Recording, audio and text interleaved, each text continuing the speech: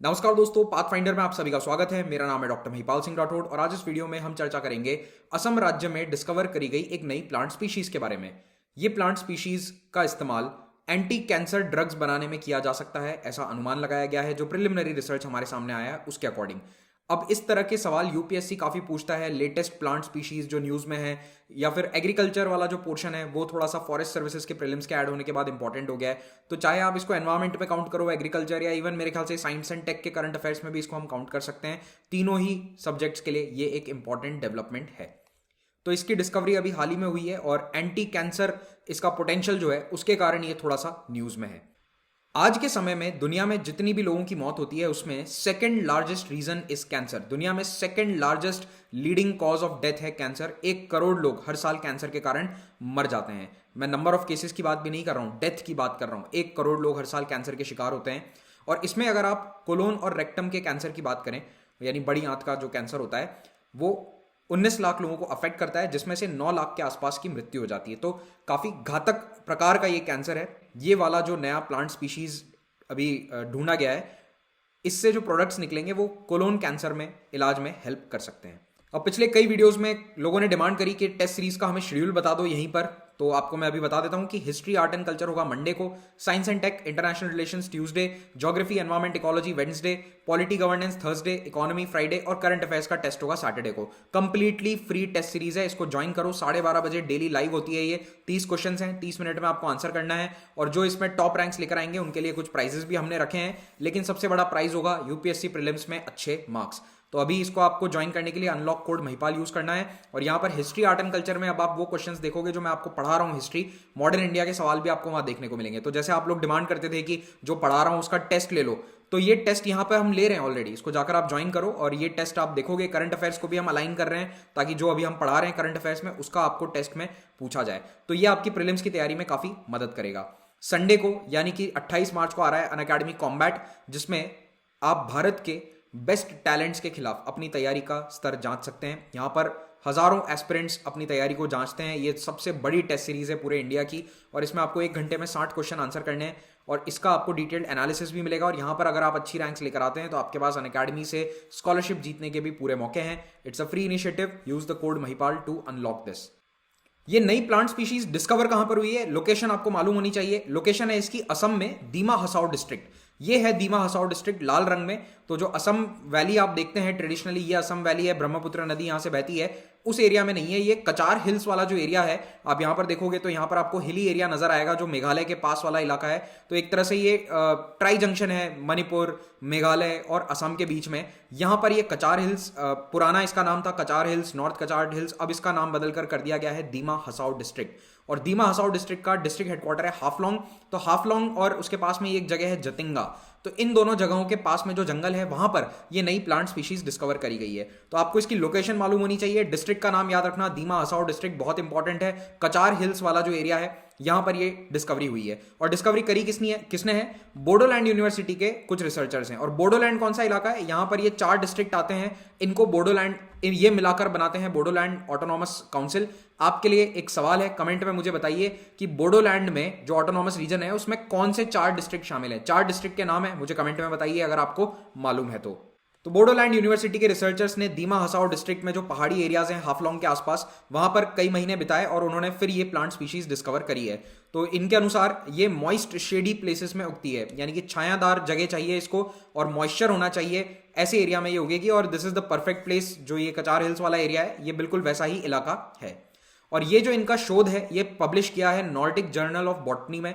तो नॉर्डिक कौन से कंट्रीज हैं? मैंने एक लेक्चर में बोला था नॉर्डिक और स्कैंडिनेविया के बीच में डिफरेंस बताऊंगा, ठीक है।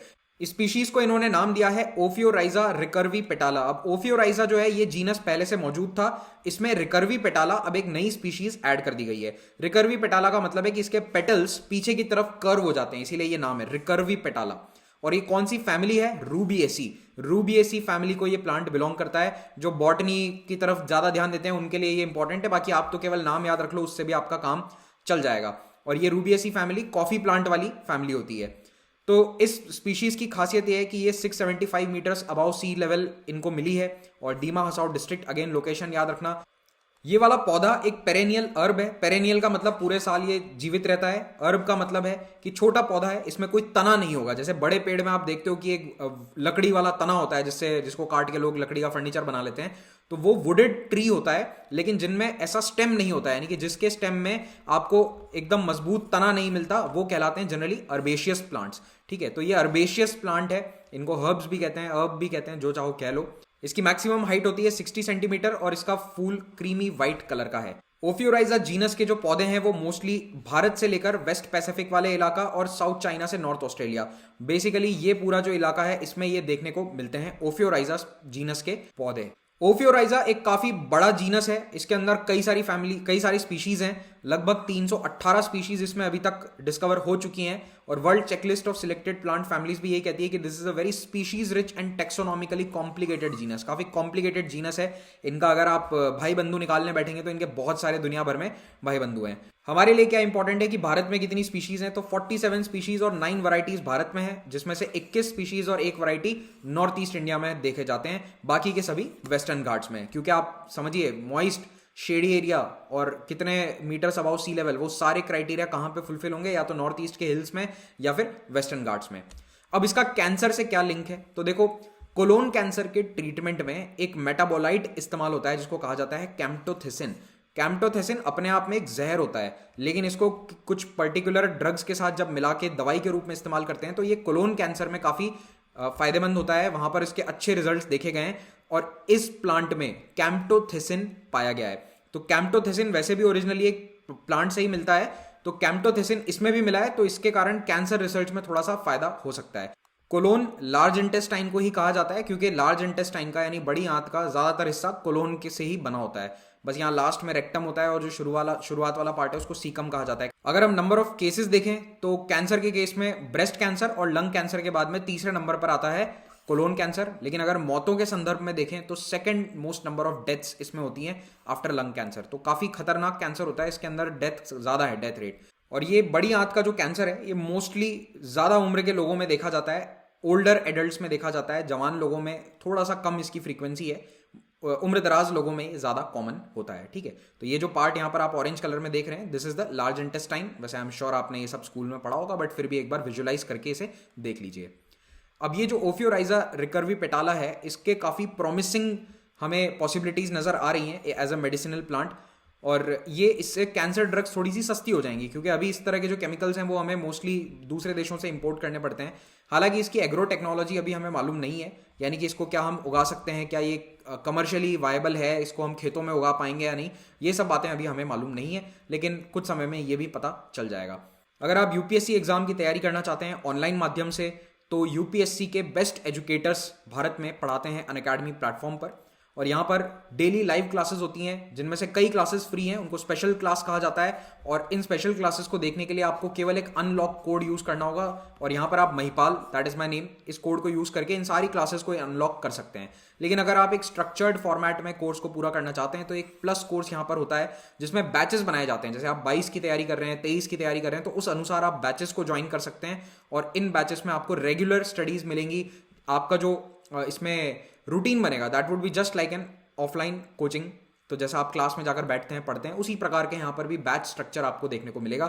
लेकिन ये काफी बेटर है क्योंकि ये आपका आने जाने का ट्रैवल, ट्रांसपोर्ट, ये वाला सारा समय बचा लेता है। साथ ही साथ आपको किसी मेट्रो शहर में शिफ्ट होने की आवश्यकता नहीं है।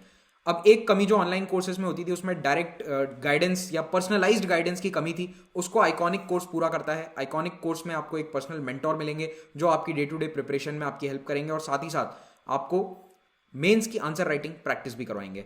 तो इन कोर्सेज को परचेस करने के लिए आपको ये वाली प्राइस पे नहीं करनी है। Use the code Mahipal and you can get 10% direct discount. तो ये प्राइस नहीं, बल्कि ये प्राइस आपको पे करना रहेगा। ऑप्शनल सब्जेक्ट्स की तैयारी भी आप अनअकैडमी प्लेटफॉर्म के माध्यम से कर सकते हैं। अगेन ये प्राइस मत पे कीजिए, 10% डिस्काउंट कोड का फायदा उठाइए महिपाल कोड यूज करके। और अगर आप कॉम्बिनेशन में लेते हैं जीएस प्लस ऑप्शनल, तो आपको प्राइस में काफी बेनिफिट मिलेगा, और यहाँ पर नो कॉस्ट ईएमआई का ऑप्शन भी अवेलेबल है, इसे भी आप चेकआउट कर सकते हैं। तो पाथफाइंडर टेस्ट सीरीज के अलावा यहाँ पर एक करंट अफेयर्स टेस्ट सीरीज चलती है इम्पल्स नाम से, और जीएस की टेस्ट सीरीज है राइज, तो इसको भी आप अवेल कर सकते हैं। पाथफाइंडर टेस्ट सीरीज तो है ही आपके लिए अवेलेबल, और ये सारी टेस्ट सीरीज भी आपके लिए फ्री हैं। You can unlock them using my code.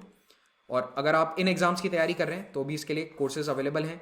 Do check them out and you can buy them at a discount price. 10% discount है अगर आप ये वाला कोड इस्तेमाल करते हैं. Thank you very much, have a great day. और PDF इस टेलीग्राम चैनल से डाउनलोड कर सकते हैं. Please subscribe to pathfinder.